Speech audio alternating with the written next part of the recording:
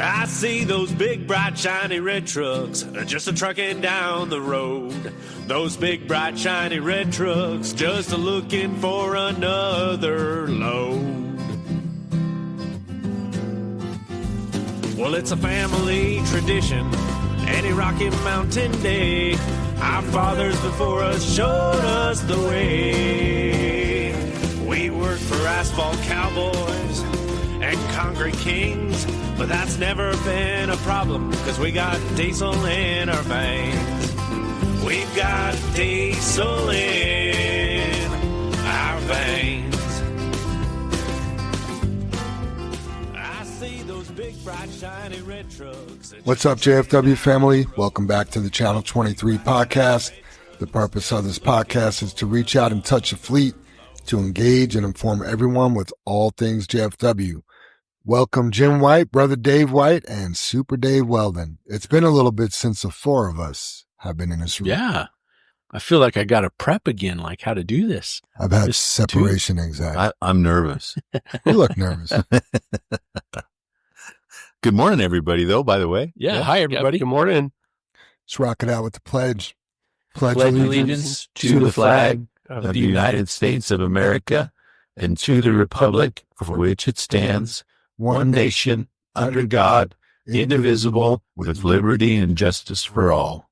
Before we get into the trucker prayer, we got three people I just want everybody to keep in mind. Anthony Harper and his wife Bean, she has been diagnosed with cancer. So when we're praying, we're wishing her, some special healing.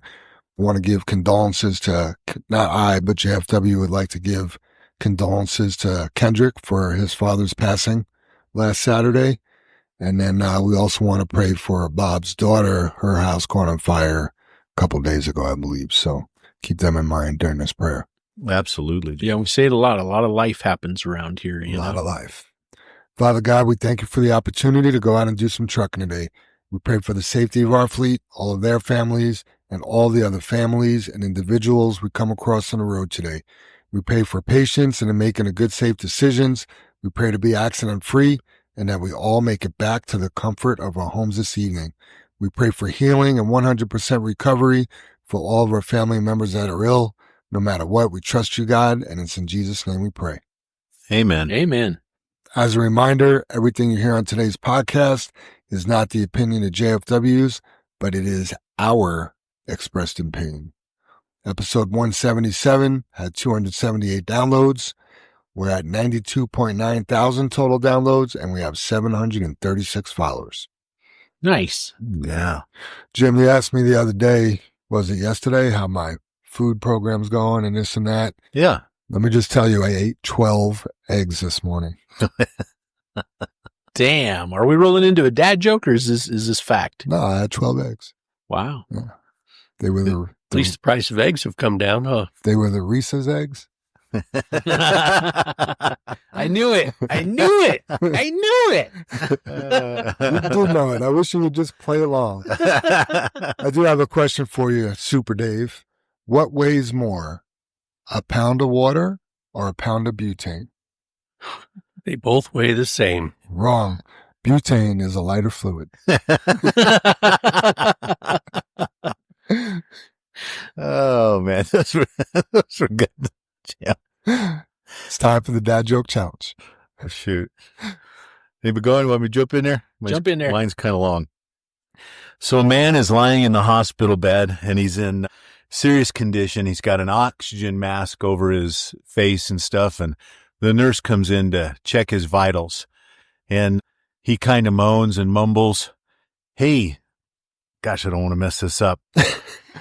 Not a good start, right? He says, "Are my testicles black?" And the nurse kind of looks at him and says, "Sir, I'm just here to check your pulse and your blood pressure. That's all I'm here for." And one more time, he just mumbles. He says, "Are my testicles black?" And the nurse is checking his blood pressure, and she notices that, he's distraught over this and it's elevated. And so she goes ahead and lifts the sheet, and she's got his manhood in one hand and his testicles in the other, and takes a good look and looks up at him and says, "Sir, there is nothing wrong. Everything is fine." and he pulls off his masks and he says, listen to me really careful. He says, are my test results back? Oh, that's a good one. That's funny. All right, I'll jump in there. This is about a guy who has a drinking problem. And his wife told him that if he ever comes home drunk again, she'll leave him. She's done, right? Like, just, she can't put up with it anymore. So nonetheless, he goes out. Guess what? He drinks so much, he winds up throwing up all over himself. And he turns to his friend and says, man, what am I going to do? You know, you need to help me. And the friend just has this brilliant idea. And he says, here, go home, tell your wife someone threw up on you, and then pin a $20 bill with a note to your pocket. And just show her the money and show her the note and say it's there for the dry cleaning bill. He says, oh, man, that's a great idea. So he goes home. Sure enough, his wife is pissed at first, and he explains, listen, this guy threw up on me at the bar. Look, I have a note, from him apologizing and a $20 bill to pay for the dry cleaning. And she calms down a little bit, and she's like, well, why do you have two $20 bills and two notes? She asks. And he says, oh, the other one's from the man that shit in my pants. Oh. Ooh. Top that, Dave. Right? All right. Well, He was cracking up in the He office. was. I got He a was couple on of it. them that are pretty good. So, today I asked my phone, Siri, I said, Siri, why am I still single? And it activated the front camera. And so, my grief counselor died, and, he was really freaking good. So good. I don't even care. Good delivery, And Dave. I don't have a carbon footprint. I just drive everywhere. And the old saying, teaching a guy how to fish, right? Yeah. Then he's fed for his whole life. Yeah. Well, if you give a man a match, he'll be warm for a couple hours. But if you light him on fire, he'll be warm for the rest of his life. Dave. Man, Morbid. right? Definitely some dark humor this morning. Morbid Dave. Oh, too funny. Your Those are joke started out, Dave. I see that TikTok all the time where that guy comes to his wife and goes, hey, if I won the lotto, what would you do? And she goes, I would take half and leave you. And he looks at her and goes, good. I just won $40. Here's 20. See ya. Good Cute. stuff. Those were good ones. All right. We had 2 new employees join the fleet Monday, and that would be Pedro Magallanes and Jesus Arujo. Welcome aboard. Welcome, you guys. Yeah. Glad to have you on board. Welcome, guys. Celebrations. Wow. This one's hard to believe. It seems like a lot longer in the most positive way. But Andrick Andrade hits 2 years tomorrow. Congrats, Andrick. That Happy guy's anniversary. It does good. seem longer, Jam. We're rock star handling the tipper stuff and the other, I'll call them Coors accounts, but they're not Coors accounts, but they're Wilbur Ellis accounts, you know? So yeah, very cool. Yeah, he's done a lot of things around here, from picking up super tandems to, Right? running the tippers. To, Yes. I mean, he's a go-to guy. Yes, for sure. agreed. Yep. And then Rich Trujillo, he also has an anniversary, 2 years as well, on Saturday. Yeah. Congratulations, Yeah, Rich. Congrats. Birthdays, Mark Dillon had a birthday on Sunday, 4/20. We probably should drug test Mark. Happy birthday, Mark. Mark's a guy that's really, man, he's an upbeat dude. I don't know if you guys had much chance to talk to him, but good guy, just always positive. He's a gearhead. He's got a race car he builds. His son drives. And yeah, he's just a pretty interesting guy to talk to. He went past the hall on Monday and thanked me for wishing him happy birthday. And I said, well, of course, that's awesome. So yeah. Yeah. David Mumford, he also had a birthday yesterday. Dustin Romero has a birthday tomorrow. And Troy, the Cowboy Hunt, also has a birthday, I want to say tomorrow. Oh, happy birthday, everybody. Yeah. Just Happy like birthday, that. guys. Family birthday celebrations. I'll let Super Dave tell this one. Well, yesterday was my daughter's 37th birthday. Your youngest daughter. My youngest daughter. Yeah, Happy birthday, Sarah. Happy birthday, Sarah. Tommy Trujillo's daughter, Santavia, and Dustin Courier's daughter, Brooklyn, both have birthdays today. Happy birthday. Yeah, happy birthday. And then the brothers, do you want to make this next celebration? Yeah, you want to jump in there? Yeah, Rich, hopefully, since you're officially retired, you're still listening to the podcast, but Jim and I's buddy Rich Trimble retired from Garney Construction on Friday after 30 plus years in the industry at Garney. 33, because they get him a jersey. Right. That's a thing. So Right. Yeah, not to interrupt you, Dave. Yeah, no, it was great to see him, see his family. And you know what was really cool was all of the work friends, right? They say that's the work family, but the work family showed up, man. Like, it was funny. By the end of the event, you could tell his crew was around him. You know, they were like, this is our leader, you know, and it was so cool. They were just, it was like he was the man on stage and they were the audience. You know what I mean? It was really, really cool to see. That is cool. So congratulations, Rich and Shelley. That's quite an earmark for you. So I hope you have a lot of fun and you guys, you know, can live out the rest of your lives blessed. Now, I know Rich was concerned, or maybe concern's not the right word, but what's he going to do? He had a list. Yeah. Yeah. I mean, he said he's he your age, right? Yeah. Yeah. I think he might be 1 year older than me. So yeah. He's got a list, Yeah. like a honeydew list or a list of things he's going to go do. I mean, he already told us this story. He was, they went up to the cabin and they kind of went up there on a whim, wound up staying longer than they thought they would. That's cool. Their daughter Holly and grandkids called on a whim and wound up coming up. You know what? Like, nothing was planned. And he's like, I was up there working, and he goes, it's springtime and the turkeys are just running rampant up there. Like, they're everywhere. And at one point, you know, he said they're walking right in front of the garage, and he practically called them into the garage. Wow. And he goes, oh my, I can't have him in the garage. That's you know what I cool. mean? Like, so yeah, he was just, and it was so cool to see the excitement on his face telling that story.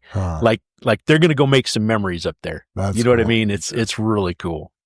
Yeah. Super excited for him. So Awesome. congrats, Rich and Shelley. Yeah, and if everybody doesn't remember, Rich was on the Yeah. podcast. We should have looked it up which episode it was, but he was really good on the episode too. Yeah. And enjoyed his feedback about his crew and Garney and Right. all that kind of stuff. Yep. Yeah, I could look it up when somebody else is talking about something. Shout outs. Emilio Silva. He wants to give a shout out to 0018 Stingray for helping me out with my top on Monday.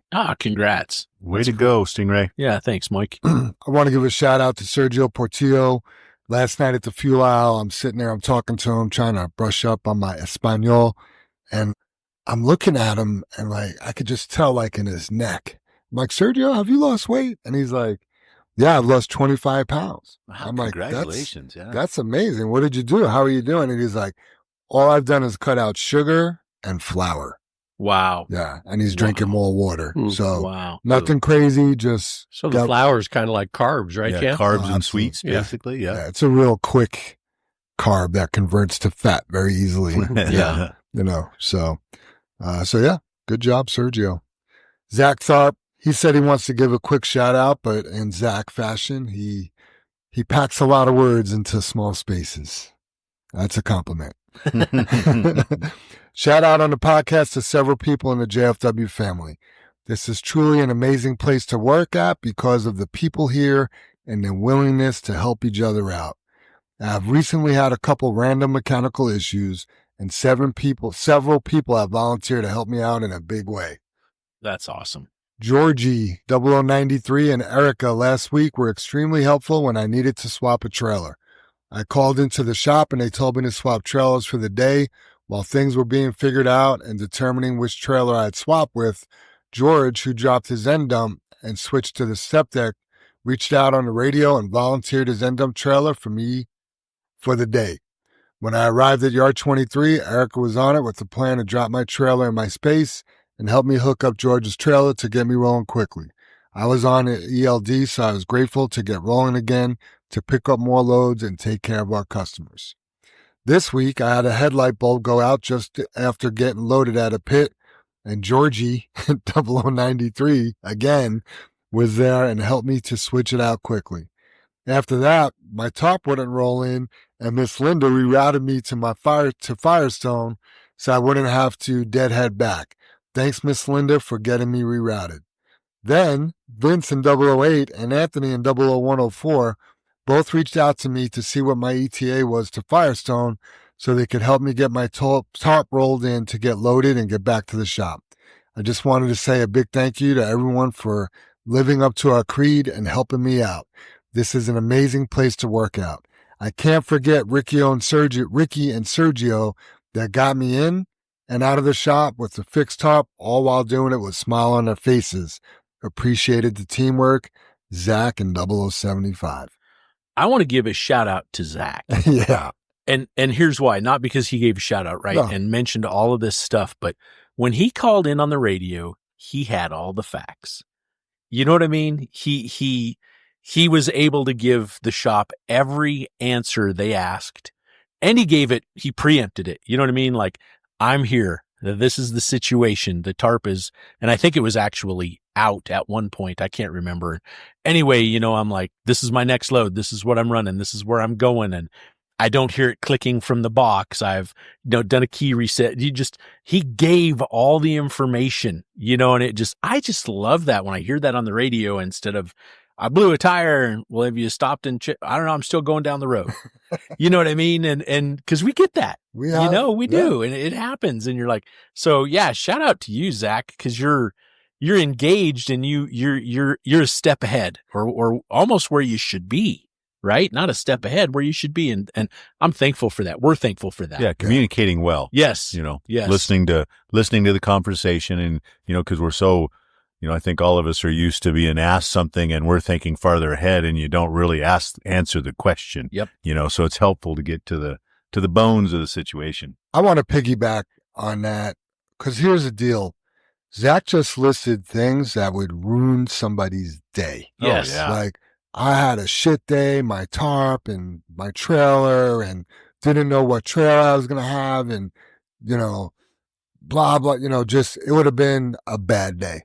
Good point, Jam. Yeah. I'm on ELD. I'm losing time. Yeah. I mean, you could have just. Zach's over here, with the help of JFW solving problems and doing it. He complimented everybody for helping him and even Ricky and Sergio for fixing it with a smile on their face.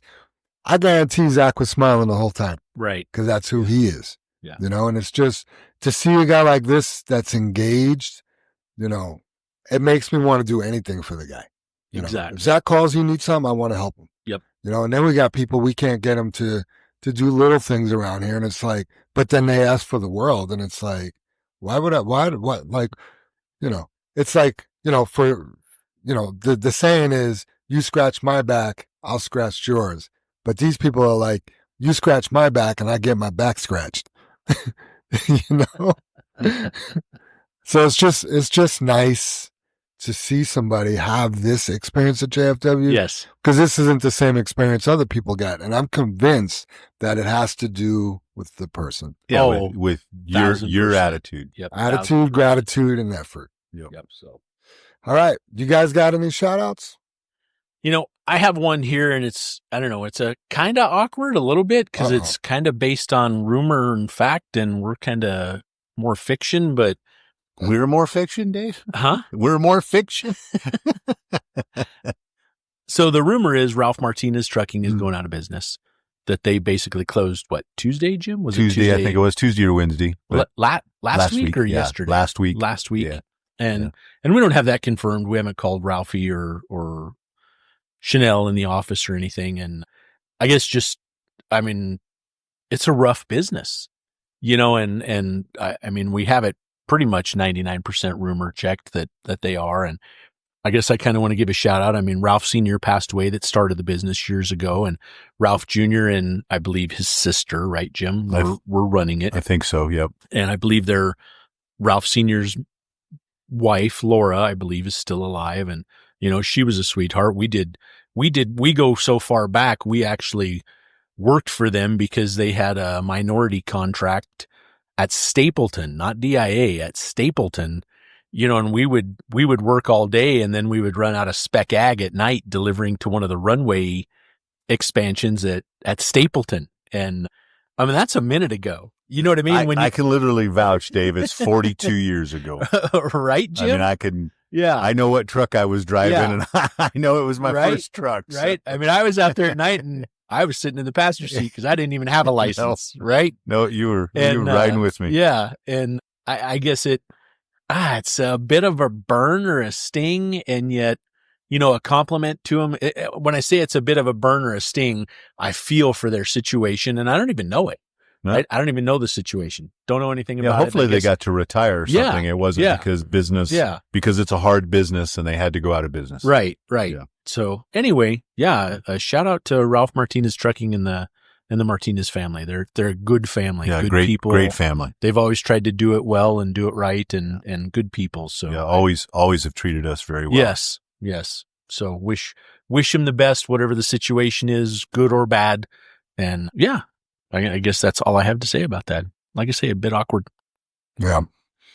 I have a couple. I'll talk about it a little bit later. Probably both me and Dave will. But we were able to go to the State Patrol Award ceremonies last night, and their awards. I should write it down so I can go through it, because they give out five or six categories, Dave. And somebody that saved somebody's life.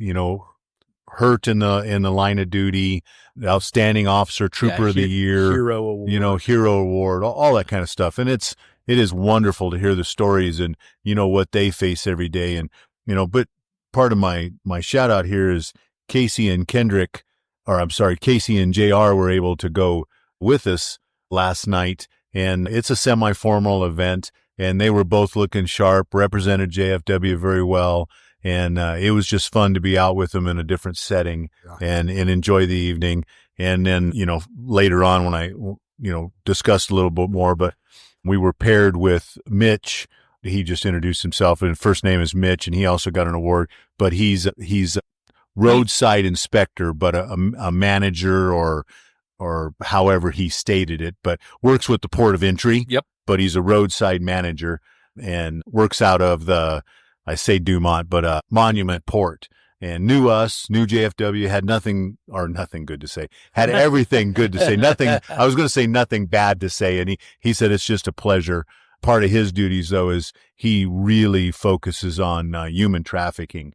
And, we all sat at the table and he told a couple stories, and I told him, I don't, in dumping and being local, I don't, focus on that or think about that, or it's not part of our business, I guess. And yet, when you get over the road drivers, that human trafficking is a big concern. And, it's an eye opening, something else I learned last night. You just, if you're, I never thought about that, Jim. You think about some kid getting abducted and get thrown into a 1975 Chevy and then driven across state lines. Creeper right? van, right? So, but van. boy, you think about that, these over-the-road drivers that, hey, can I have a ride? Sure. And then boom, they're gone. Yeah. Yeah. One of his big stories was he did find a girl that was also on the missing persons website, or, the posters or everything that we've seen through the years. Milk cartons. Yeah. Milk cartons. Yeah. Yep. She was one of those girls. And then when he located her, she just had turned 18 and refused any kind of help. And he could tell that, she was still in trouble in that lifestyle. And there's nothing he could do because she turned 18. And we talked later, and we should have asked, Dave brought it up, as, being on the missing children's deal, did they at least contact her parents? Say she's alive. She's alive, and she's living what you can call living her life. Yeah. But yeah, it was eye opening, but a great event. And then I just have one more. It's kind of a personal shout out, but still very much with the business, and it's a part of the business that nobody really sees. I mean, you guys here in the office and stuff, and have seen it for years, but we've had the CPA of ours, David Wright. We've had him, I think 2003, Dave, isn't that what we finally went back and looked? We talked about it last time he was out, and right. I was like, what? Right. I mean, shocked me. Yeah. Been that long. But anyway, just a shout out to him, because obviously we just went through, tax season here and having to turn all your taxes in and stuff like that. And he called me, and he's just so gracious. He handles JFW stuff, but he has always handled mom and dad stuff.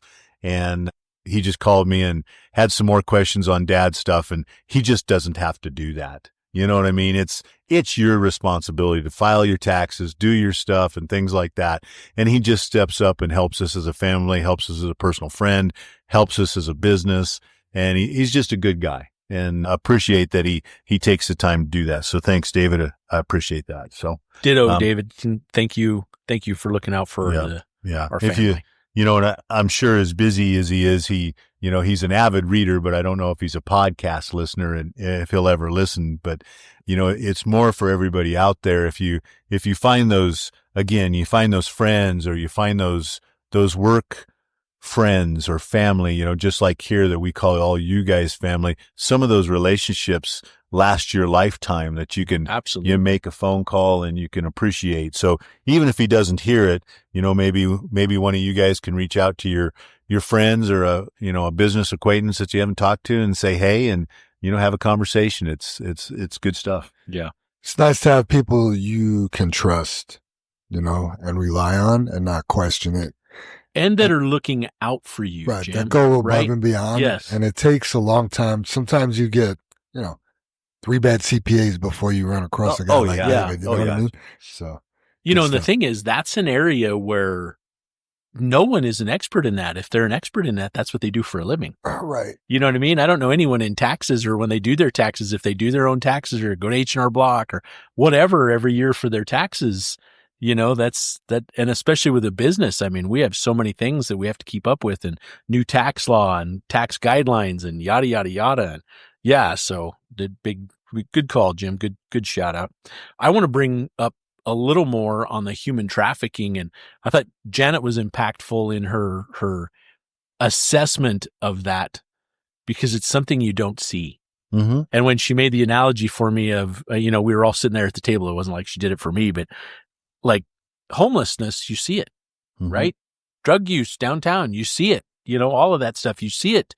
You just don't see trafficking, or I don't. You're not supposed to, Dave. Right. Right. Yeah. I mean, I guess it's like the drug deals and stuff like that. It's definitely behind closed doors and dark alleys and unlit rooms, right? Yeah. Sketchy in the things. sleeper, or if it's big enough, human trafficking in a trailer. Yeah. Both of these. Yeah, there's been, I don't know how many people, but many people who die in a trailer. Yeah, it got totally. too hot or stuff like that. Yeah, not good. Another little problem of our society. Yes, that goes unseen. Yes. I mean, I'm not saying one crime is worse than another, but you got to be a real POS to steal people. Yes, and sell them, especially like young kids for sex.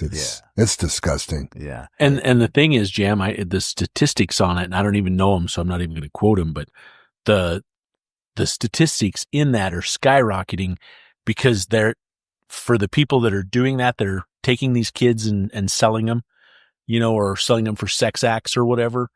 A drug, they sell it, it's gone. Right.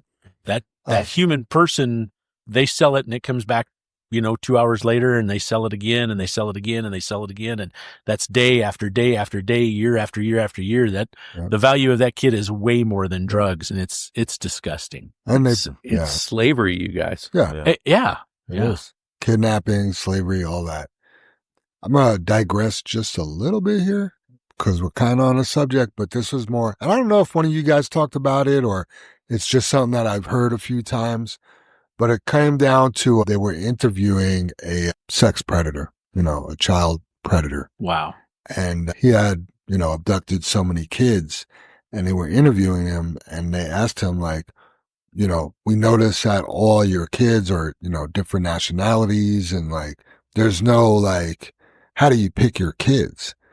And he answered with this. He's like, I look at their dad, and if their dad doesn't seem like they're a threat, I go after their kid. Wow. Yeah.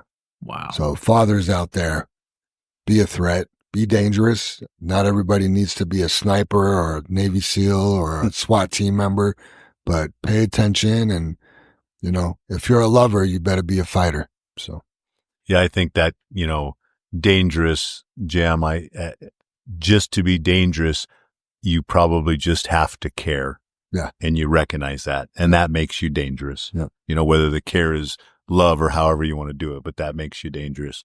Yeah. I was going to say when you're talking about different, crimes or the severity of them, you know, and you kind of mentioned it too, Dave, but a drug dealer, you know, selling you the drugs, you have a choice to buy the drugs or not buy the drugs, do the drugs, not do the drugs. But when you're selling or trafficking people, your choices are gone. Yeah. It is not the same. Yeah. Yeah. Sad stuff. All right. Moving on to, is everyone done with shout outs? Yeah. Oh, by the way, I did look it up. Rich Trimble from Garney Construction. Guess how long ago he was on the podcast? It seems like a while. I'm going to go 97, 96 episode. Further.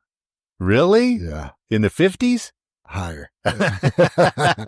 He was on episode 69, which was recorded on February 22nd, 2023. Wow. Wow. It doesn't seem that long ago, but no. I know we were talking and we were looking for a guest, and like I called him the night before and he was like, yeah, I'll do it. You know, and that's just, I mean, that's how Rich rolls, you know, and he was here and prepared and took care of us. So yeah. Good stuff. Yeah. All right. Yeah, we did ask Mitch too, the port of entry officer, to be on the podcast. Oh. And he was excited anytime. Really? So we'll have to, nice. He said he's going to reach out. He didn't have a card on him last night, but Dave gave him a card and he's going to reach out. That'll be awesome. We'll have to hook him up, Jim. Yeah, it'll be good. It'll be good. I mean, I guess hopefully I can fit in what he talked about. So, okay. Yeah. Yeah. Moving on to the discussion. National Work Zone Safety Awareness Week started on Monday and it goes through the 25th. Heads up, April 21st through the 25th is National Work Zone Safety Awareness Week, and the Colorado Department of Transportation's I-70 Floyd Hill project is reminding motorists to drive safely through the work zone, not just this week, but always. Construction workers, similar to commercial motor vehicle drivers, are essential staff who work long hours both day and night and want to get home safely at the end of every shift. Here are some reminders as you drive through the I-70 Floyd Hill project and other construction projects across Colorado. Heed the speed. Expect reduced speeds as low as 45 miles per hour through the work zone, which are necessary due to increased barrier and decreased lane and shoulder width to accommodate for construction. Expect tariffs. Expect traffic shifts. We are expecting tariffs to come. Yes. Expect traffic shifts. Crew shift traffic to make room for construction. Because the roadway conditions are changing and some traffic shifts may take place on a downhill grade, it's critical to remain diligent while driving through the work zone. Watch for barrier and narrower lanes and shoulders. We just ran into this a couple weeks ago. Mm-hmm. Concrete barrier line and construction work zone to keep our crews safe. With narrower lanes and shoulders, it's important to stay in your lane and focus on the road to avoid barriers, hits that compromise the safety of the crew in the work zone. Yeah, if you hit one of those big barrels and that goes flying and hits somebody, that's not good. It's also going to mess up your vehicle. I mean, they're just not, they just might look plastic and are made to be moved, but they screw up whatever they hit. Yeah. They're heavy. Yeah. Plan your trip by signing up for project text alerts or using codetrip.org. The I-70 Floyd Hill project is performing rock scaling and blasting, requiring traffic holds in I-70 during weekdays. The best way to stay informed on those and other construction-related impacts is by signing up for text alerts. Text Floyd Hill, one word, to 21,000. For real-time traffic information, use codetrip.org. So, I mean, does anyone know this, Jam? If we text that Floyd Hill, I'm going to do it, which is one word, to 21,000, do we get the, I mean, it's real-time updates, or for real-time updates, we need the codetrip.org, which obviously I think we all use CoTrip with the amount of trips this winter while we were running I-70 for updates for chains and stuff like that. But it would be interesting to see if we get, live updates via a text. That would be pretty damn cool. Well, we're about to find out. Sweet. Floyd Hill. Damn it. Not one word. Didn't do it.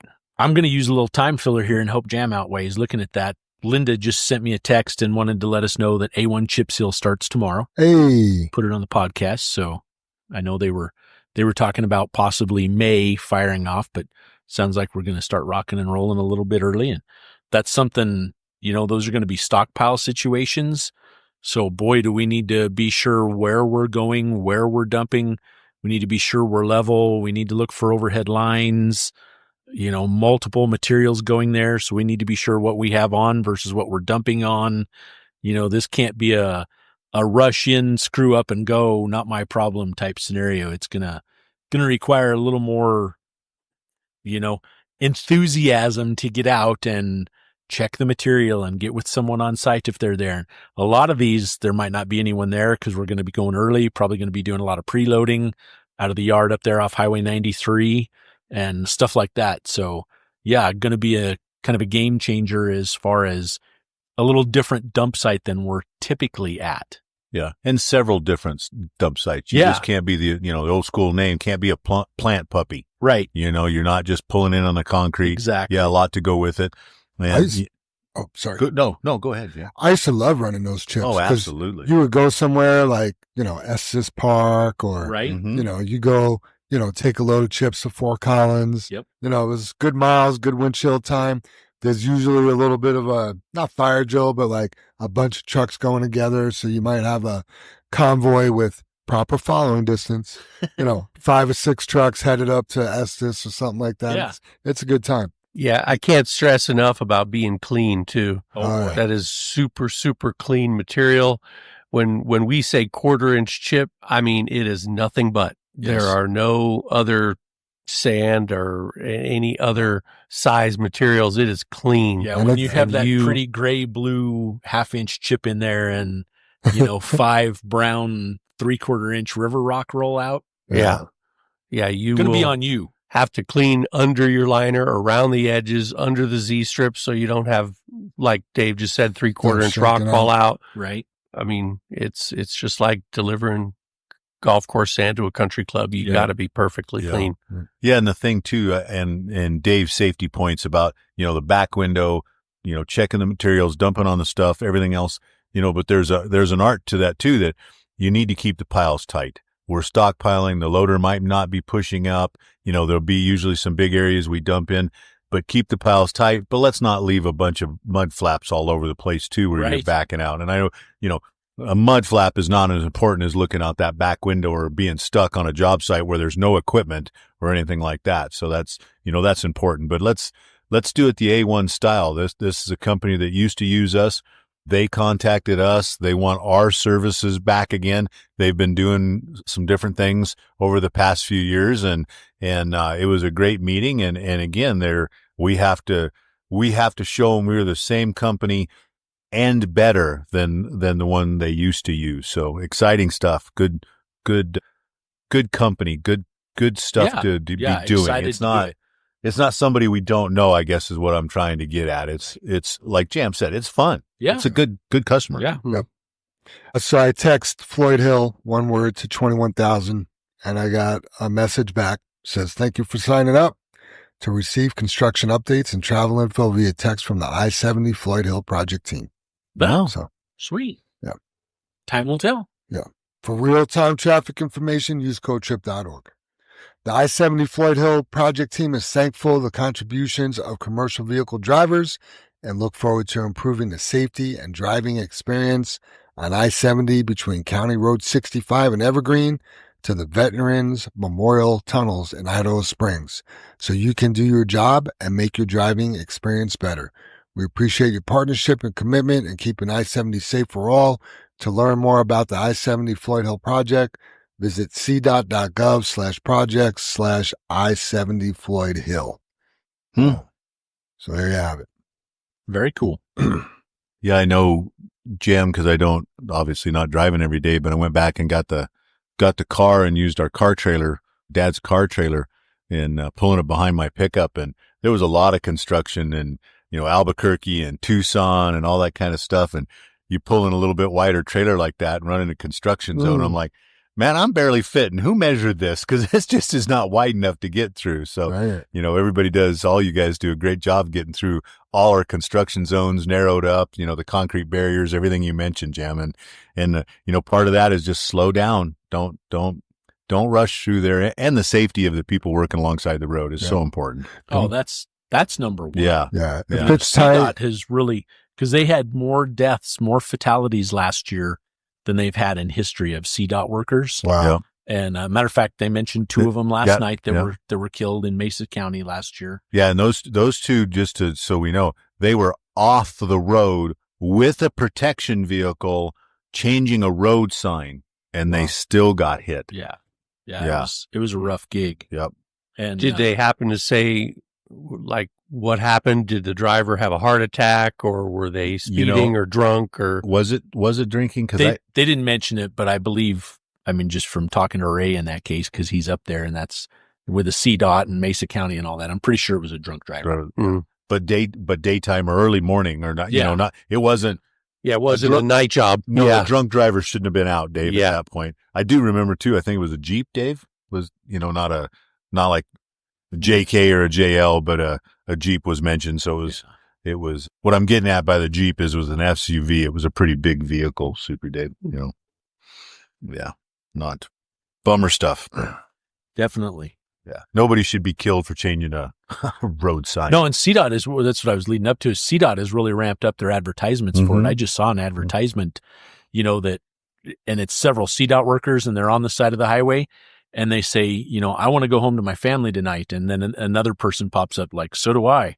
Yes. And then the third person is like, so please be careful when you're driving through a construction zone because we're all standing here working and we want to go home to our families too. Absolutely. And it was a pretty impactful commercial. Absolutely. Yeah. When you were talking about it, I was just wondering like how many people died last year from CDOT versus how many cops were killed from the state patrol. Yeah. I bet there's a significant difference. Right. Yeah. Yeah. And, whatever that difference is, Jam, like we could all look it up or look it up after this is, the state patrolmen, they kind of signed up for the job, right? They might get shot at. They might be, even last night in the stories, they might have somebody that's shooting at them. And, several stories came up like that last night, but the state worker alongside the road, they didn't sign up and go, hey, somebody's going to shoot at me. Yeah. No, or run me over. That's not part of the job. They didn't take the oath to pay the ultimate sacrifice. Yeah, absolutely. Yeah. Absolutely. Yeah, it just did not happen. JR wanted to bring up running overweight on the interstate, like 900 pounds to make more money. It's not worth it if you get an overweight ticket. You're going to get possible violations on an inspection, loss of days earnings to go to court, and a loss of a 3-month safety bonus, etc. If you get an overweight ticket and we pull your tickets for the day and we see that you've been trying to run, up to 85,000 all day long, you're on your own. We're not going to help you. No. And there's I still believe there's a controversy there, Jam. And, we've taken the policy, we've made the statements and stuff like that. But, the last time we were really pulled over, or written a ticket for that. It's been a long time. And I think it's the reputation of, JFW. We slide by. Maybe it's the, lack of state patrol officers and stuff like that. And I seen JR put this in the notes and, he's 100% correct. But, after going to that insurance symposium, we talk about nuclear verdicts and things like that. Guys, this is that when you have a crash, and they look back at your driving record and you're risking that chance. Maybe it's not even your fault, but they want to blame you. They want to assign you some kind of blame. It may be, 5%, 10%, 50%, or 100%.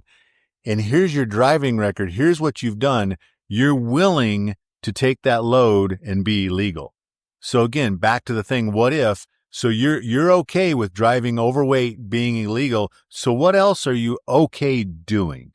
And they'll just tear you apart in the court of law, and you get sued. And I get it. It's most of us, we're not, well, I hope none of us, we're never faced with that. We'll never be pulled over possibly driving around here in town. It might happen, but it might not, right? And you won't be in an accident. So what we're preaching here doesn't matter because, it won't happen to me. But again, what if? What if? So don't do it, But, on the other hand, I know if I'm, there's a big lineup at where we've been backed up at Firestone, Yep. And I pull on the scale and I'm 82,000 and there's a line of 10 trucks. I'm leaving with the 82,000. It is just not worth that. And I know that sounds, I don't even know what controversial or I'm talking out of both sides of my mouth, but some things make sense and some things don't. Well, that's Jam. Sorry, Dave, go ahead. I was going to say, if I may jump in there, our policy is meant as a courtesy, just like what you just said, Jim. If you're in line and the line is long and that loader guy screwed up and got you heavy, you can leave. But it's not meant to abuse the law. Yeah. That was Jam's point on, we're going to look back at your history. Is every single load you haul 84.5 plus? Yeah. You know what I mean? Or are Right. you the 79.5 guy and we're trucking and this is the one load that Jim talked about. There's 60 trucks in the pit. I just waited 45 minutes to get loaded. I'm 82.3. I'm hauling ass. I've got a wonderful story for that. Let's hear it. The cop that runs downtown, right? We used to call him the Aurora cop, the Boots guy? No, he's a Denver cop. That Oh, wore yeah. Boots. What was his name? He was O'Connell or something? Yeah, the bald guy. Puss in Yeah. Boots. That was Aurora. So it was like my fourth load of the day. And I got pulled over right at 58th and I-25. And I gave him one of my legal scale tickets when he jumps up on my window and says, "You got a scale ticket?" I said, "Sure." And I gave him one from a couple hours earlier. And he goes, "Well, this is the wrong scale ticket. It's like 11:30 right now." And I'm like, "Okay." And then he says to me, "Let me have all of your tickets." Mm-hmm. And so I gave him all 4 of them. And he looks through them, and I wasn't hauling heavy, but that one load was 82,000. And he says to me, he goes, "Well, I see that you've been good. The loader operator must have just got you heavy on this load. Tell him to lighten it up." And he let me go. That's cool. Right? He gave me all my tickets back and let me go. And I said, "I will. Thank you very much." And so that's the point, where, okay, I got a heavy load. I wasn't going to go back and mess around with it. Everybody here knows that your time is limited throughout the day. The pit's open at 6, close at 4. So you can't waste too much time on any one load. And he understood that. Yeah. No. Yeah, because you were doing everything else correct, Dave. Right. That's I had 3 other tickets that were good. Yeah, back to that same point. Yep. Yep. So true. Joanne wanted to talk about some benefits housekeeping, and she asked that everyone downloads the MyCigna app on your phone to find doctors and dentists in our plan near you. Also, you will be able to see your ID cards. Cigna will not mail you these cards. You will have to request it on the app. Thanks. So yeah, and definitely not throwing this driver under the bus, but we had a driver, he was sick, and he mentioned to me, it's been hard not having insurance because he's not getting the medications he needs. And I was like, well, when did you start? And I figured out he should have had benefits on April 1st and checked with Joanne, and he in fact had benefits April 1st. Wow. And, just wasn't aware that they had started. So, Sure. Definitely advocate for yourself. Pay attention to that. I use my Cigna app. It's really great. You could, like she said, pick your doctors. You also see your explanation of benefits on there. You could see where you're at on your deductible, how much money you spent on insurance and stuff like that. So, or on medical care, I should say, and treatment. Yeah, and it is a little weird just having the electronic card because I've had a couple of doctor's appointments. They go, "Can you have your medical card?" And I go, "It's just electronic." And I haven't ran into an office that hasn't said, "Here, email it here to me." Oh, Or do somehow they get it. They understand that it's not. I've actually had them copy my phone.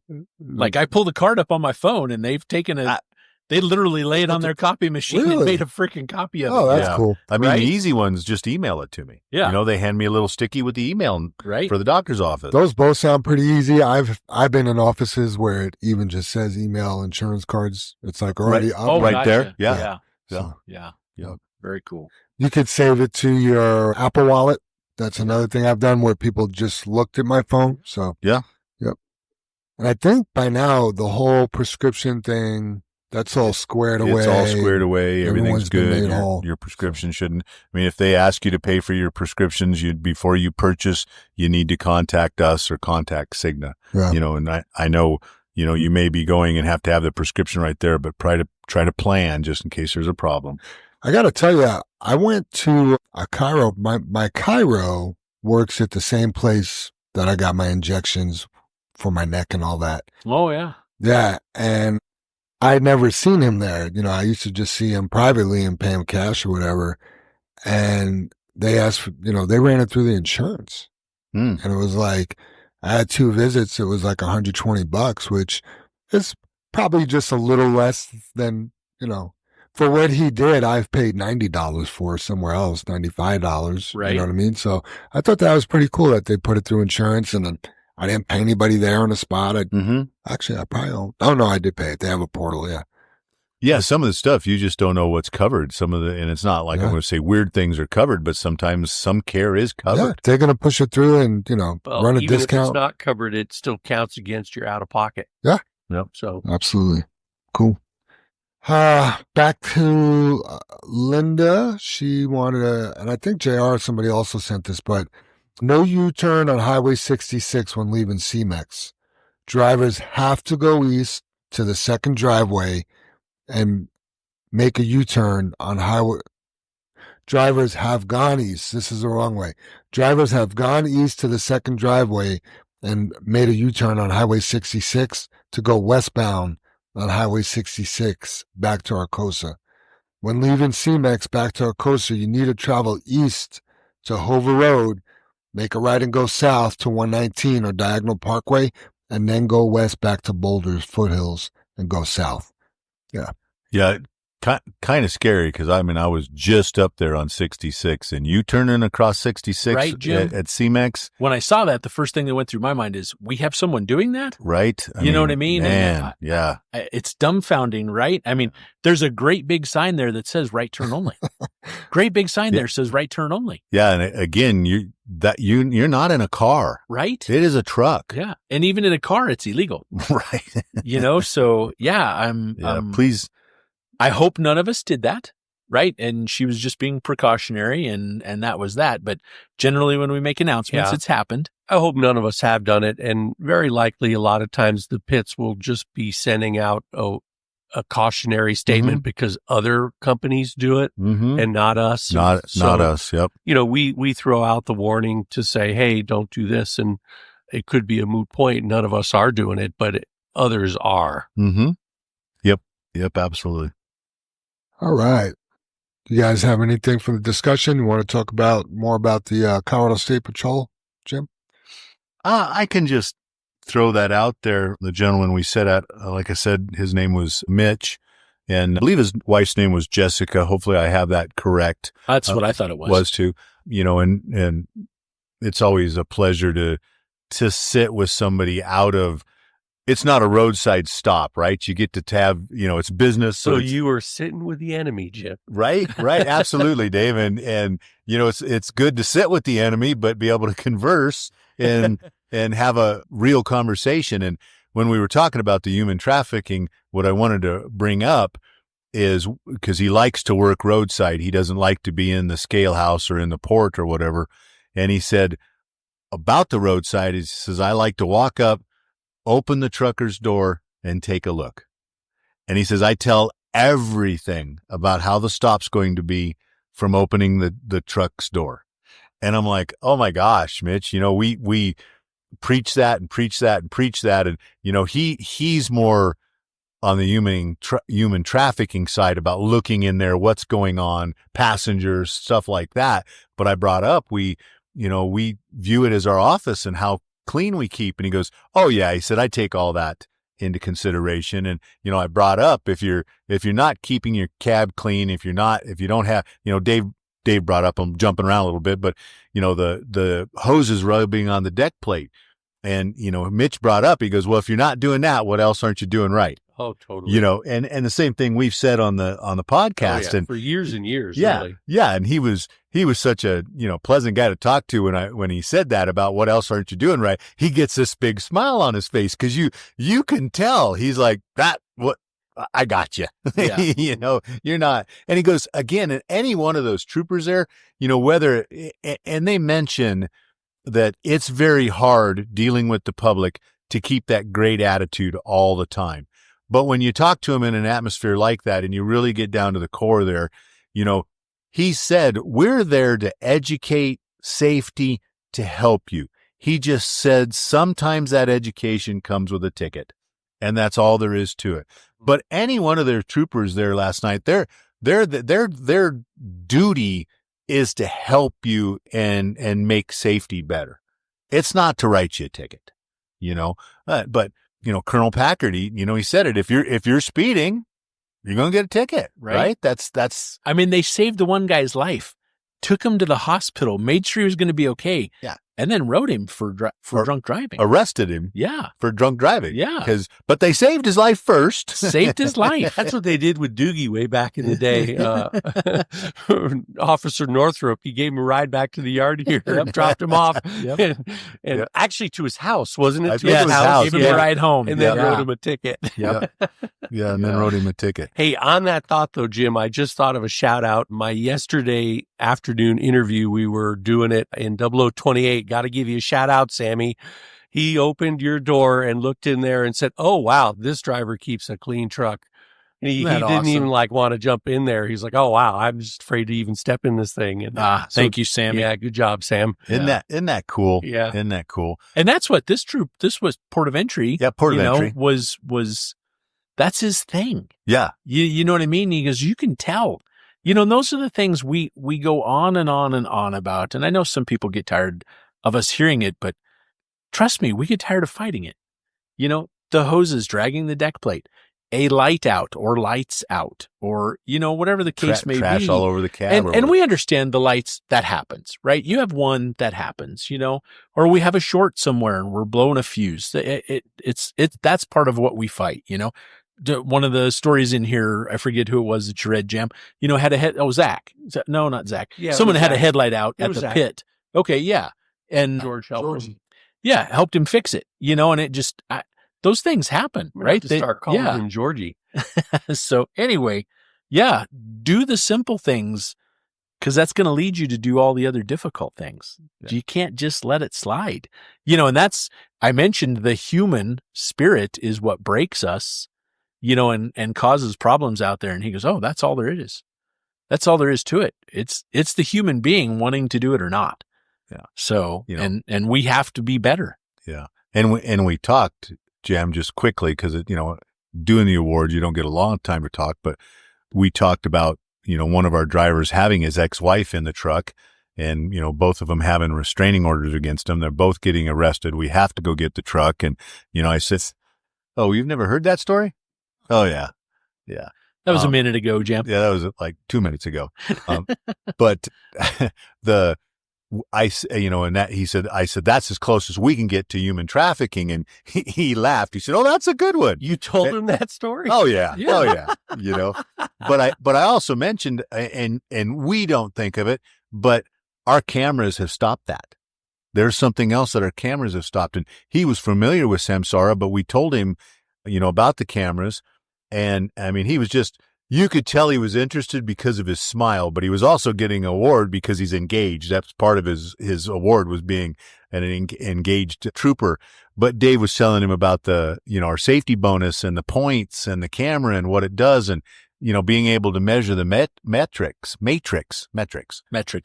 And he got a big old smile again, Jam, because he understood. He said, that stops me from looking for hot brakes or out of adjustment brakes or, how you've been driving. And I didn't get a chance to tell him, and, maybe if he's on the podcast, but what I really wanted to tell him last night was, well, you want to help your safety inspection. When you pull one of our trucks over again, ask the driver for his safety score and efficiency score. And I said, you can either go on with your stop or you can read his scores and go, have a good day. and Mitch would have liked that. He would have thought that was cool. He got geeked out when I brought up the fact that it's recording the time you lift off of the throttle till the time you're on the brakes.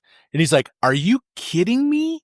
Like, you have that availability?" And it's like, yeah, that's when I finally, JR jumped in and was like, yeah, what this is recording and giving us the metrics for, we've just scraped the tip of the iceberg, right?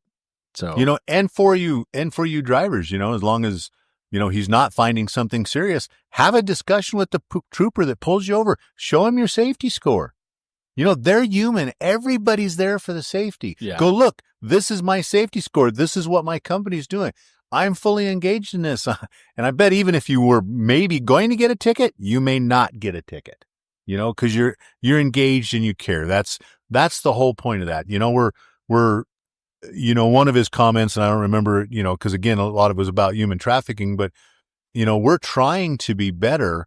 And again, here's this stigma that truck drivers are doing human trafficking. How much more can that be detrimental to our brother and sisterhood, right? Yeah, the State Patrol's core values and fundamentals are honor, duty, and respect. Yep. So, yeah, I looked that up too. I just didn't write them down because I wanted to make sure I had Colonel Packard's name correct, Dave. And I tried to look up Colonel, and I'm like, I know Colonel is spelled weird. Right. And I'm like, Not a K. No, Dave. And I was like, I knew it was a C, but I was like, because it's nothing like you say it, or like we say Colonel. Where's the L? COLONOL or something like that. Yeah, EL. You're spot on, except EL. Did you guys see I put the one question was the answer was Theodore Roosevelt, and I put Colonel Sanders, the guy from Kentucky Fried Chicken. Some people actually picked that. What was honor, duty, and respect? What was that? Core values and what? That's their core values that are fundamental to them is honor, duty, and respect. I'm not saying people should write that down, but hint. Right. And then when I looked up Colonel Packard, and we talked about this last year, Dave, that a lot of people call him Chief. Yes. And I'm like, okay, so is he a colonel or is he a chief? Right. And he is a colonel in the State Patrol, but he's the chief of the State Patrol of the Motor Vehicle Division is kind of how it breaks it out, is how they're trying to explain that. But either term is correct. And he's just, my final thoughts, I'll speak about him a little bit more. He's the chief of the motor carrier. Not more, Colorado, like DOT, it's all rolled into one. That's kind of the assignment, is he's the chief of that, but he's the colonel of the State Patrol. I'll have to. There is ranks, like you could be a sergeant. Master sergeant. Master sergeant. Yeah, he's a colonel. Yep. But people call him the chief, and I get confused, Dave, because he's a chief or is he's a colonel? Correct. And he is both. Yep. I think chief is like you to man. Yeah. Chief. Yeah. Right. Yeah. Yeah. Absolutely. But yeah, that's kind of all I have on that, Jam. Okay. Dave, you got anything else to throw in there? No, not on discussion. No. So. All right. Jack Oquendo Mejia had a question. Let me pull it up. He bookmarked it yesterday, and he sent me the question this morning. So Nice. Here it is. Good morning, Jam. I have a question for you guys. With material coming out of LG Firestone pit for Union Plant and Plant 13, is there any other solutions that can be discussed with Brannon? What I mean is, what's going on at LG Firestone pit is there is usually a huge line to scale out. Now that it has taken around 30 minutes to an hour to scale out with all the material trucks and now having all the road-based trucks there also. Is this temporary, or are there other solutions? Yesterday at noon, what time did he send that, Jam? This morning at 5:50. Oh, gotcha. Well, we need to ask, because I thought We switched, Dave. Yeah, I thought they did switch. right. Brandon did. Yeah. Oh, maybe he wasn't on that yesterday. Yeah, because didn't three of them switch to? Yeah, I understood we switched to another pit again. Yeah. It's on the Connect. That's I'm looking on Connect. I know I saw it, and I'm not seeing it. But the other thing to that is we can really stir the pot and ask a lot of questions and do that. Here But it is. so much of this is temporary, Jam, and it will change within a couple of days. And I know there was the big backup on, Wednesday or Thursday. We tried to separate the trucks out, but then Right there. First one. Yeah. But then, Friday when we ran it, because all the road-based trucks and the construction or their part wasn't running, we were zipping in and out of the pit. There was hardly any wait time. So it's kind of unfair to really complain about something that's going to be temporary as far as bugging Brandon about it, because we have to have our ups and downs. And, it may be a poor example for you, Jack, but there has to be a lot of times you pull in the pit, get loaded right away and leave the pit. And we allow a certain amount of time for you to be in there. Are you willing to give a discount because you got in and out of the pit really fast? It kind of works both ways. And, Sure. That's where we talk about it in this, and I'm sure Super Dave's biting his tongue, but you got to look at the big picture. You can't look at that load, right? But we Super? also have to know if you're waiting every load all day for a week. Yeah, we can't have that. No, we can't have we that. can't I mean, if afford you're that. not making any money, we're not making any money. So I'll just read the announcement too. Starting today, sand for plant 3 and plant 13 will be coming out of LG Fort Lupton. So we did get 2 plants worth of sand off of there. Right. Maybe we can see if we can. I know Linda made the ask last week, and you guys know we've done that in the past. Hey, can we at least pull the first round or Right. whatever the case may be? I keep being told that road-based job is going to be done Tuesday. It's going to be done Tuesday. And we were told that last Tuesday. We were told that this Tuesday, and apparently they're still running out of There's it. a lot of Tuesdays left in the year. Apparently, yeah. Yeah. So I good question, Jack. Yeah. I definitely good question. And we do have to know.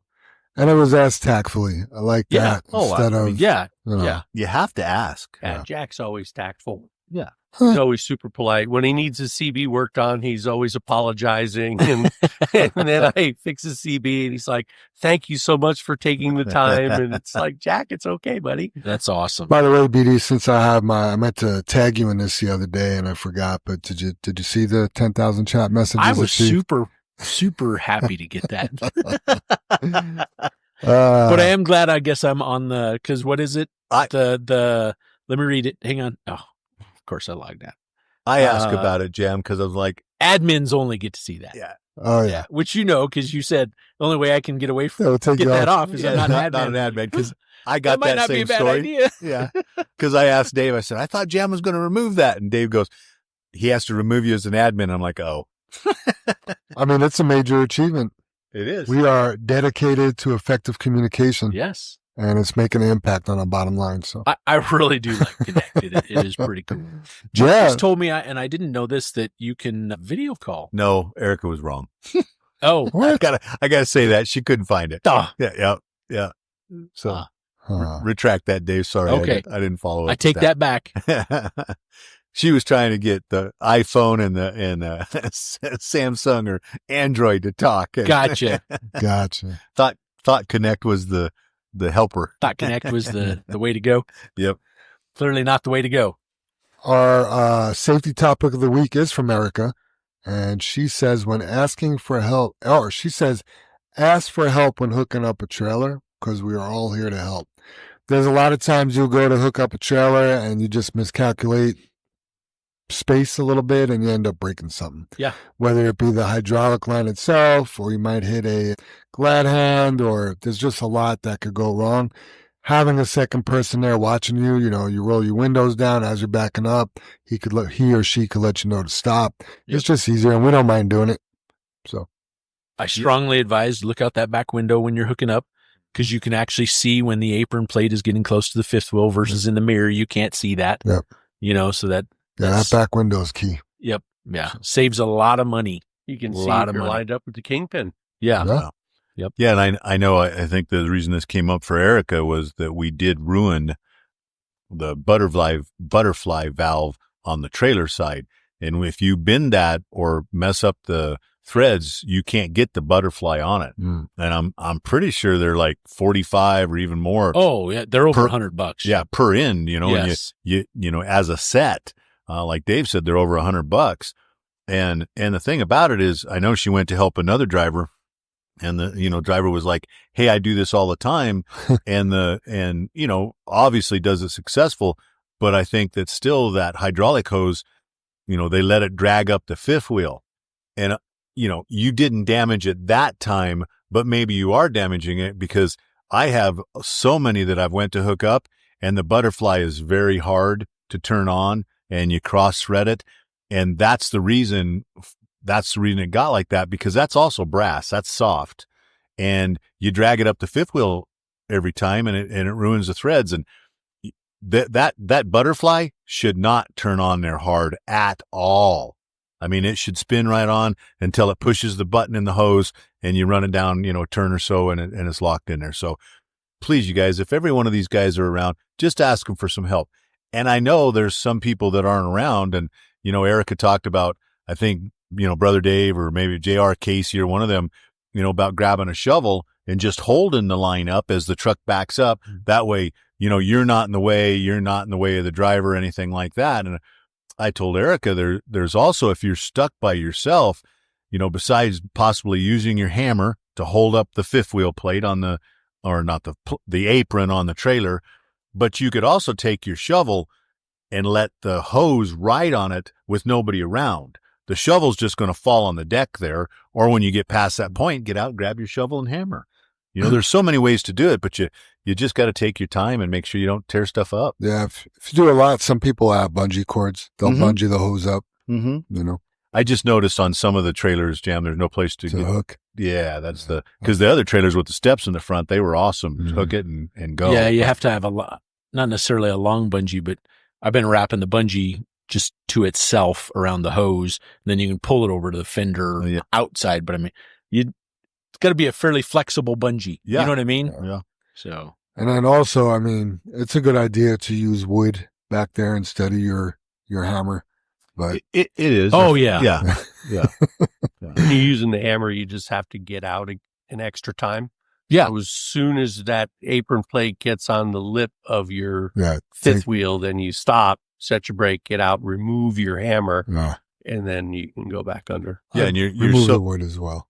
Yeah. That's, I mean, Erica's learning along with it, and and she's asking me and Dave and probably all you guys a lot of questions, and people are giving her a lot of tips. But just like you said, Super Dave, she said, well, the one guy didn't want to put his hammer under it because he'd run over it. And, I told Erica, I said, no, you just barely pull on so the plate grabs the front of it, and then grab your hammer. It's not falling. You're not running over to it. And that's just the couple of steps we're missing. Just like, I mean, Super Dave, I don't even know how many trailers you've hooked up. So yeah, too many to count. 1 million. But that's also when you check and make sure your hydraulic hose is securely out of the way. Yes. You're not going to, catch it in your jaws or anything like that. Yep. I'm pretty sure, don't they drop and hook over to 2-day class? I'm pretty sure they do, yeah. I think so. I know next week I'll go over the stuff because Erica has been taking her test, her CDL test, her Class A, the last week or so here. And she passed the written, practical, and air brake side. And then there was a combination. And she was just basically, she was complaining to me and Dave that she couldn't take the test like how we train here at JFW. We just go that extra step, and she assumes that would be on the test. I mean, one of the questions on the test yesterday was for a combination vehicle, Jam, was that when do you check your landing gear? When the truck's hooked up or unhooked? And I don't know. What would you guys answer? When do you check to make sure it's up or down? What? Just check it out. Just check it safety wise. Check it out. Make sure everything's okay on it, Dave. Well, it depends. If I'm hooking up a trailer, then I'm going to check and make sure after my fifth wheel's connected. If I'm dropping the trailer, I'm going to make sure before I pull away. Right, Dave. Right. Well, there is no depend in the question. It is. With the tractor unhooked, you take a look at it.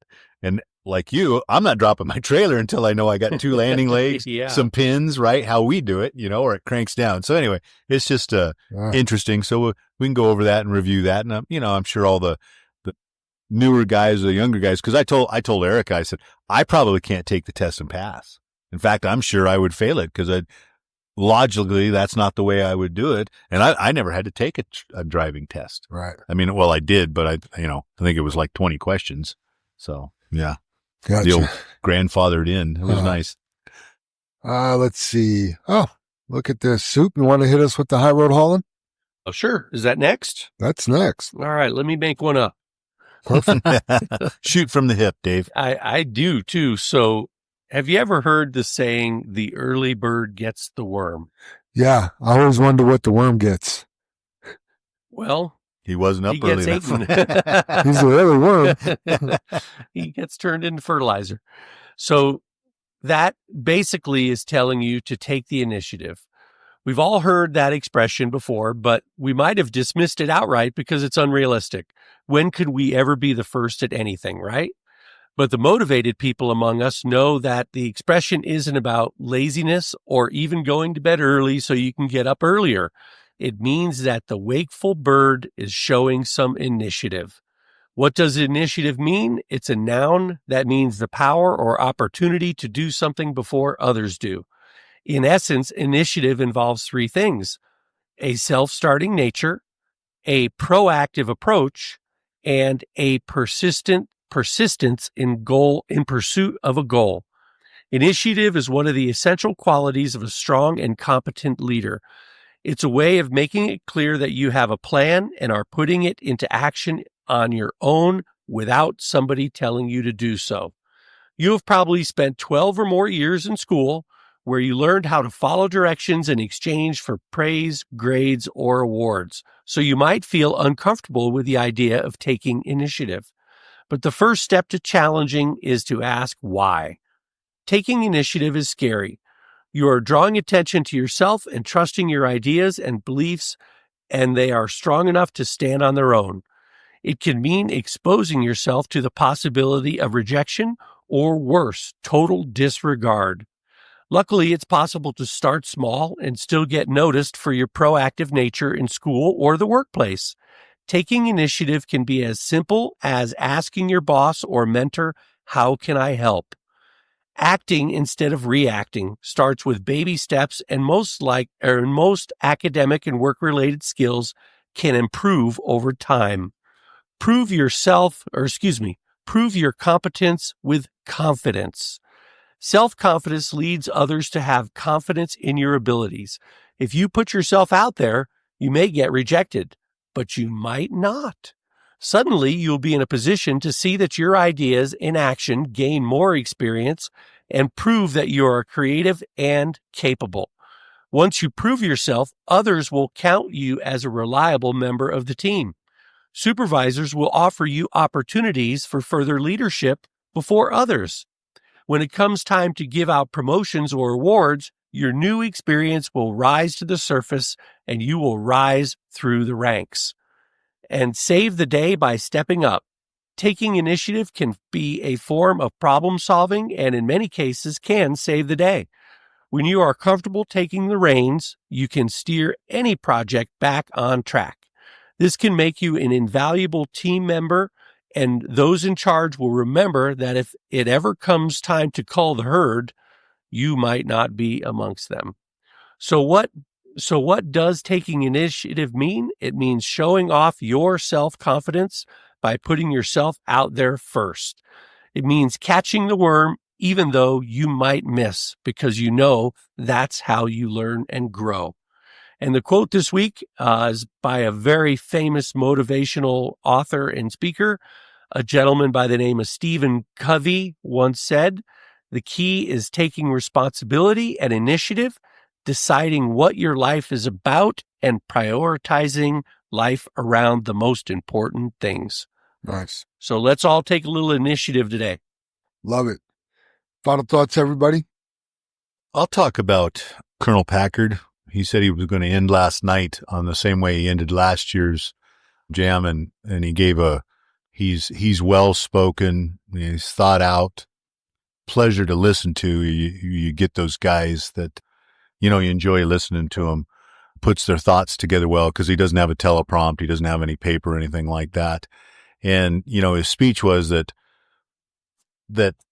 he's asked, what does he do or what's his job or anything like that. And he says, I have never hesitated once to tell everybody how proud I was to be a state patrolman. And he went through the deal about, to serving with his brothers and sisters there, and then putting their life on the line every day, and, saving lives, and their commitment to safety, and, different things, and how proud he was to be in that position. And he said he has the greatest job in the world, and he wouldn't replace it for anything. And, I listened to the words, and every one of them I could turn to JFW. You guys, the drivers, you're not carrying guns. You're not expected to jump out with Narcan and save a life. You probably, some of them, maybe there are some guys, I know Jam does, carry tourniquets, and, you can't get and easily just stop and help somebody alongside the road, right? That's not what you're doing. You're drivers. But I have never been prouder than I am every day to be part of JFW and this family and what we've all built together. And, you take the words and, saving lives out there. You guys go out and do a pretty much impossible job, and you save lives every day because you're not irresponsible. You're safe. You're not on the phone. Let's say we're not distracted, and you're, with this new safety bonuses and stuff, you're anticipating lights. We've, the stale lights or stop signs or school zones, and you're saving lives just like a state patrolman. And you go out and you do this job every day. And, state patrolman, it's dangerous for a state patrolman. They're liable to get shot at. They're going to step in front of a, bullet for you. You mentioned Jam. They signed the ultimate check. They're willing to give up your lives. And I know you guys are willing to do anything to make us better and safer. And you go out and do an impossible job every day. And on the backside, you risk your lives. You're in that truck. There could be an accident at any point. And, maybe you avoid an accident, or you roll it over, or, you have coming down the canyon, you have a truck coming the wrong, in your lane. I mean, we've had so much stuff go on, and I just wanted to make sure. And I believe I said it last week, even, that the Nike comment about, we're on the sidewalks, we're under the street lights, we're cheering you on. And again, I want to make it clear that I am so proud of everybody, and thank you. And I was inspired by Colonel Packard's speech of how much he believes in his brothers and sisters. And I just wanted to make it clear that I believe the same thing. I'm proud of all the brothers and sisters that are truck drivers. It's an honorable, needed profession, and you should be very proud. And just to kind of end on that note too, your profession is being upgraded every day by the rules of safety and amount of tickets you can have and DUIs. And this last step is, and maybe Super Dave, I don't want to get off my final thought, but the clearinghouse just stepped up linking licenses to the clearinghouse. There was a step that happened last year, and the report I just saw was there's 177,000 drivers that just got downgraded. And I don't think it's like right now, but over this last period, that can't get through the clearinghouse.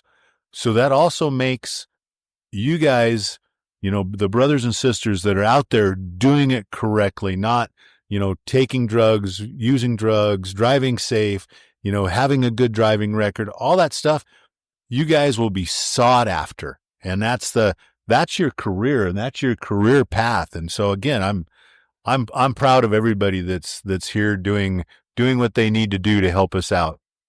I love it. Yeah, that was a good one. That is really good. I've got a couple things. I want to back up and give a shout out to Marco Gutierrez. He's a very young, new driver here, but not new to JFW, just young to driving. Sure. And he had his first accident last week. And congratulations. right. Yeah. Not his fault. Yeah. Right. His fault, no. And I know there was a lot of exhilaration going on. He was pretty amped up. I think he did a good job in that. I hope our safety team is going to have a moment to sit down with him and just review things and go over things. And, his fault or not, was this an avoidable accident or anything like that, and just give a shout out to him. I just missed it in shout outs and I was thinking about that. And then something else I kind of ran across, I follow this guy his name is Simon. I wrote it on Sinek? here. Yeah, Simon Sinek. Thank you. And, he's a motivational speaker for leaders, right? Or just motivational speaker, period. But he emphasizes leadership. He right? used to host a podcast called Entree Leadership. So Sure, yeah, he's sure. all about that. He's done a couple of good TED Talks too. Oh, outstanding. Yeah. I mean, his little tidbits and nuggets that he provides are just phenomenal. And I just saw one and I wish we could just clearly play the video, but it's such a fast video, I have to play it like time over time after time and again to get all the words out of it. And, some of the things he does, and this is one thing that he mentioned, is when a new person starts as his employer at his business, he picks up the phone and he calls them and he tells them two things. He says, congratulations and welcome aboard. And he says, you're here. You're now part of something that's bigger than yourself. Mm. And he said, we're going to empower you. We're going to educate you. We're going to give you all the tools to do the job here that you need. And I just have, and give you all the resources, but I just have one request of you.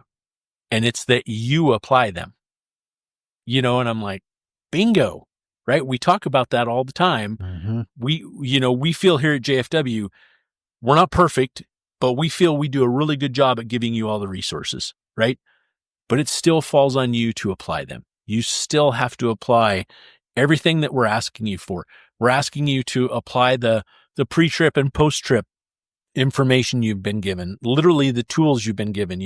I think we're doing a great job on your safety score, that as a tool, doing a great job on the efficiency score, that as a tool, making us better.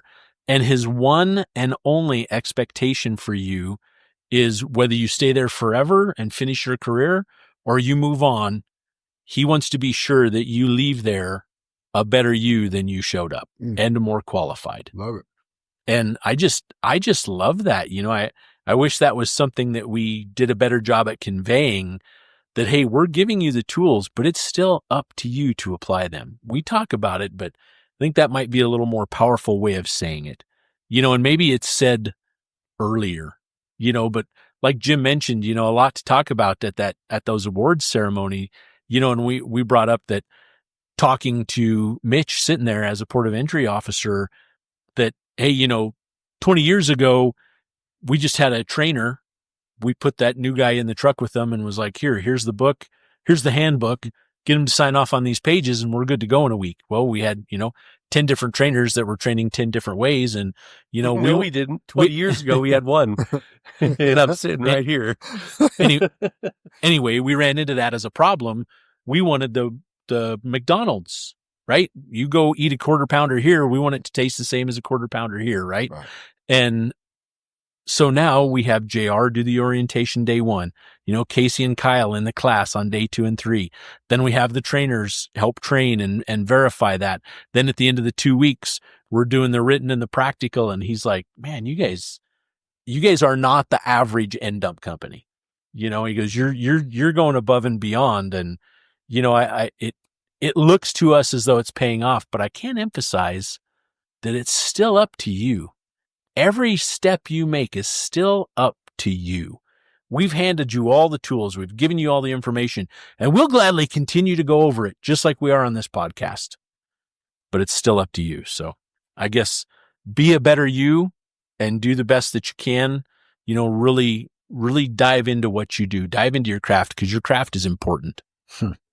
Your final thought is a lot more positive than mine's going to be, but it's talking about the same thing. And I'm not trying to be negative, but call it like I'm having, and this is something we could talk about on a podcast, or I could have talked to you guys about privately, because we support each other all the time and we have these conversations.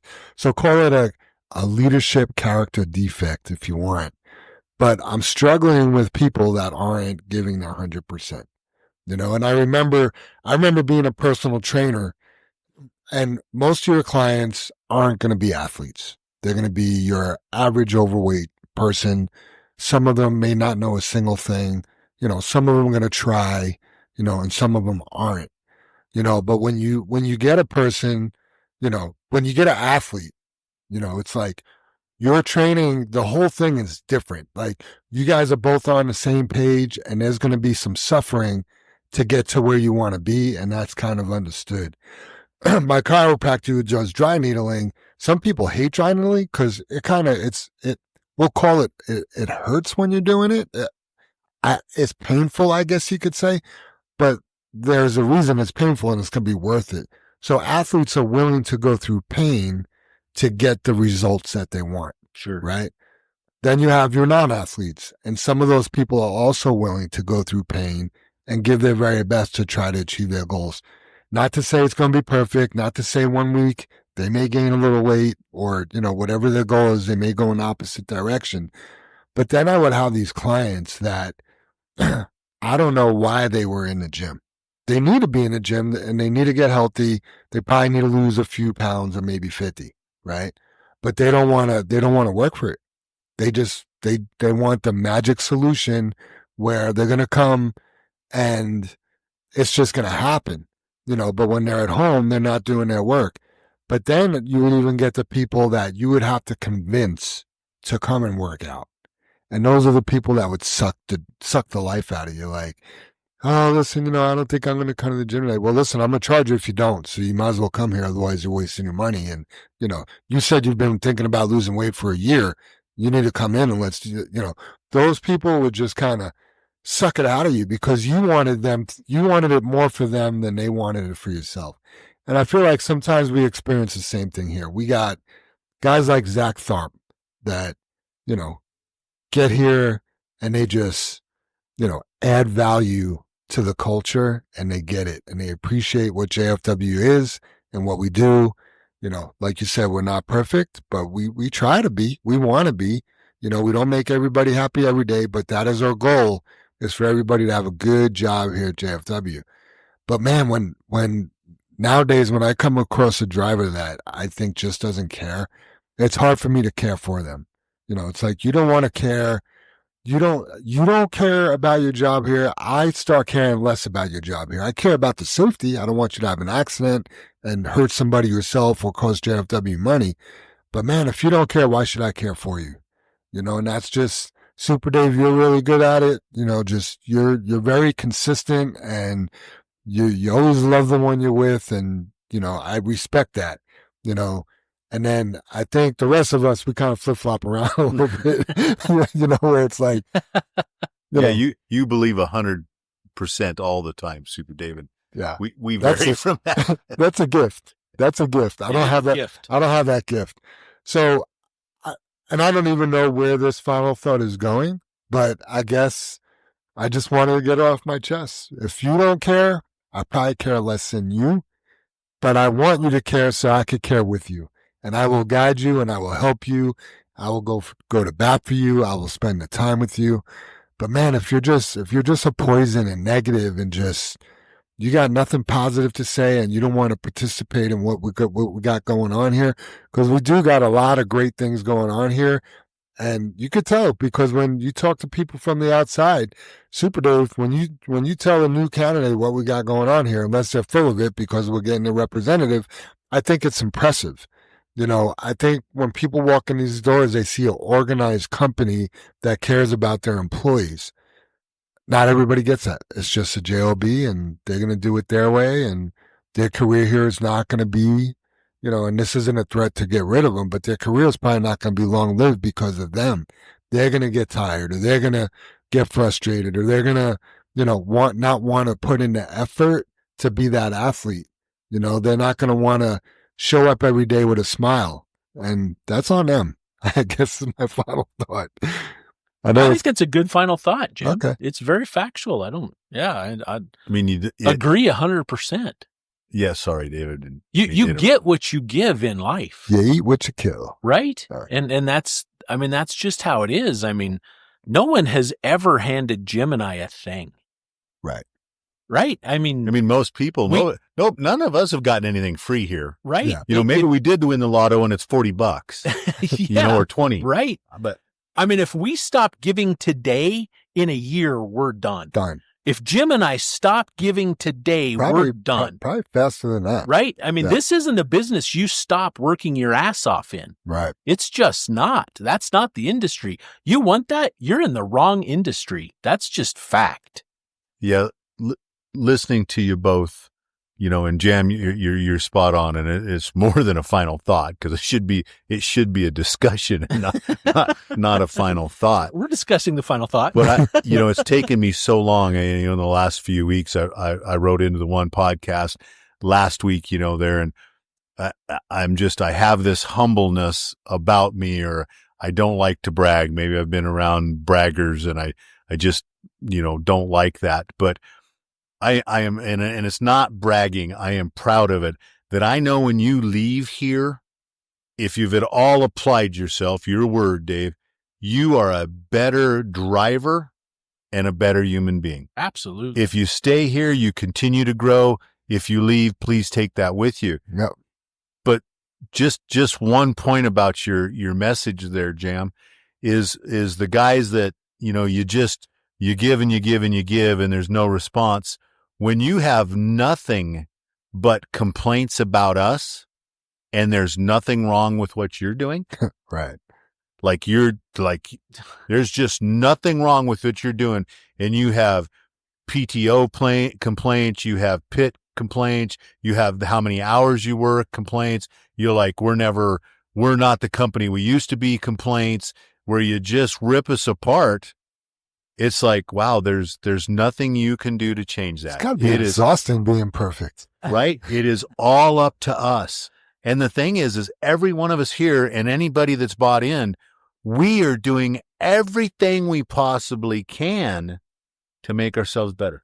There isn't one question from 150 people that we don't field. Right. Imagine this. Also, treat JFW the way you want us to treat you as well. I know that's kind of that's what my mom taught us, or whatever. I don't know what I'm trying to say there. You got it? It's in the Lord's Prayer. Absolutely. Okay. But imagine calling me and telling me, just for example, hey, Jam, I feel like there's something wrong in my PTO. Can you take a look at it? And I'm going to give a shout out to somebody in a second on that. Sorry, I digress. And I told you, yeah. And then the next day you came to me and you said, Jam, did you have a chance to look at my PTO? And I told you, I was gonna, but I decided to talk to my friends all day instead. I mean, what the fuck would you think about me?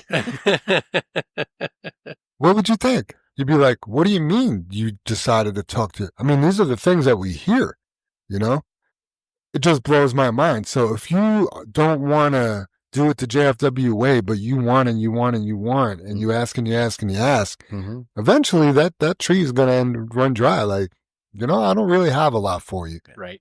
We got a lot of leaves growing on our tree, but if you don't add some water, they're not going to continue to grow. Yeah. A quick shout out for Tommy Trujillo, and I'll wrap my final thought up. There's just ways to get things done around here and the ways not. Tommy Trujillo called me yesterday and said exactly what I just told you about. Hey, Jam, I noticed there's a problem with my PTO. Can you explain to me why I have XXX amount of hours? You know what, Tommy? It's after hours right now. I'd be happy to take a look at it in the morning. If we made a mistake, I'll be glad to fix it. Or I'm going to give you an explanation to why your PTO is where it's at. Wow, that sounds great.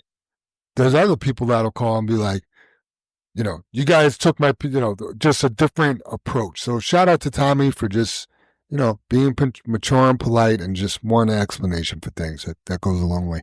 So very cool. Anyway, my final thoughts are done. Let's say the creed and get on out. Sounds great. Together we face and overcome all that stands before us. Together we are accident free. Together we joyfully create honest value for those we serve. Together we celebrate our differences and respect those with whom we work. Together we are available for our words and our actions. Together we are the JFW family. Hold on, just so my final thought, right?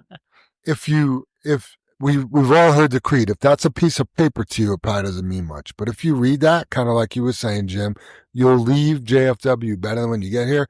That creed, I mean, you could apply it to your entire life, you know? And if you have any questions about what you're doing, I mean, some people say, well, what would Jesus do? You know, around here at work, we're like, well, what does the creed say about your actions? So make it more than a piece of paper. Thanks for listening, everybody. We'll see you next week. Thanks, everybody. Be Thanks, safe. everybody. Thank you, Have guys. a great week.